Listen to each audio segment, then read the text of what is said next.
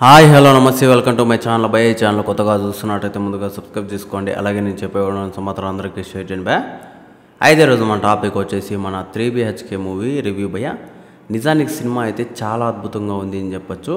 అలాగే సినిమాలో కొన్ని మైనస్లు కూడా ఉన్నాయి భయ్య. ఫస్ట్ అయితే మనం ప్లస్ల గురించి చెప్పుకున్నాం, మైనస్ల గురించి అనవసరం అని చెప్పొచ్చు. నాకు తెలిసినంత వరకు ఒక మిడిల్ క్లాస్ కుటుంబము ఒక ఫ్లాట్ కొనేకి ఎంత తపన పడతారు, ఎంత కష్టపడతారు, అయినా కూడా కొనలేకపోతారు. అసలు ఆ థాట్ తీసుకురావడమే చాలా గ్రేట్ఫుల్ అని చెప్పొచ్చు భయ్య. నాకు తెలిసినంతవరకు ప్రతి మిడిల్ క్లాస్ వానికి అసలు ఇల్లు కట్టుకోవడం అనేది ఒక కలగానే ఉంటుంది భయ్య. నాకు తెలిసినంతవరకు అది కలగా కూడా చాలామందికి అయితే మిగిలిపోతుందని కూడా చెప్పొచ్చు. నేను చాలామందిని చూశాను. అలాంటి సబ్జెక్ట్తో అసలు సిద్ధార్థ్ గారు నాకు తెలిసినంతవరకు ఒక పీక్స్ సబ్జెక్ట్ అని చెప్పొచ్చు భయ్య.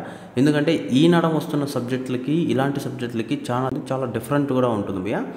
నేను ఇంకా ఏమనుకున్నానంటే ఈ సినిమా ఖచ్చితంగా ఏదోలే నార్మల్గా ట్రైలర్ చూసి మామూలుగా ఇల్లు కోసమే కదా అన్న టైప్లో అనిపించింది.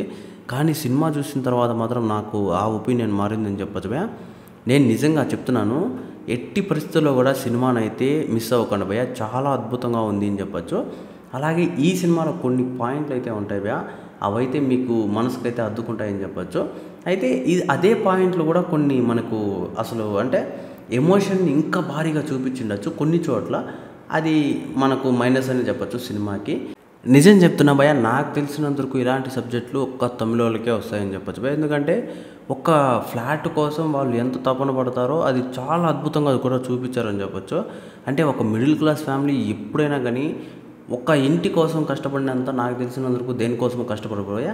అంటే అక్కడ డైలాగులు కూడా ఉంటాయి. వాళ్ళ డాడీ చెప్పే డైలాగులు నాకైతే గుండె నిజంగా చూస్తున్నంతసేపు ఆయన కనెక్ట్ అయిపోయాయని చెప్పొచ్చు భయ్య. సిద్ధార్థ కంటే ఆయన కనెక్ట్ అయిపోయాయని చెప్తాను నేనైతే. ఏంటంటే ఇల్లు అనేది గౌరవంతో కూడిన విషయము, ఇల్లు ఉంటే మనకు గౌరవిస్తారు అని చెప్పేసి ఒక డైలాగ్ అయితే చెప్తాడు భయ్య. ఇది ఖచ్చితంగా ఇది ఉన్న మాటే, అసలు చాలామందికి అయితే ఎదుర్కొన్న మాటే అని చెప్పొచ్చు. నాకు లిటరలీ చెప్తున్నా కదా భయ్య, సినిమా చూసేంతసేపు చాలా అద్భుతంగా అనిపించింది. నేను ఇలాంటి సబ్జెక్టుల్ని అసలు మనం చూడకపోతే చాలా దారుణంగానే ఉంటుంది అని చెప్పొచ్చు భయ్య. అయితే మైనస్ పాయింట్లు అంటే ఏం లేదు భయ్య. కొన్ని చోట్ల మాత్రం ఎమోషన్ని చూపించవచ్చు, ఇంకా బాగా చూపించవచ్చు. కాకపోతే చూపించలేకపోయారు అక్కడ మాత్రం అనిపిస్తుంది.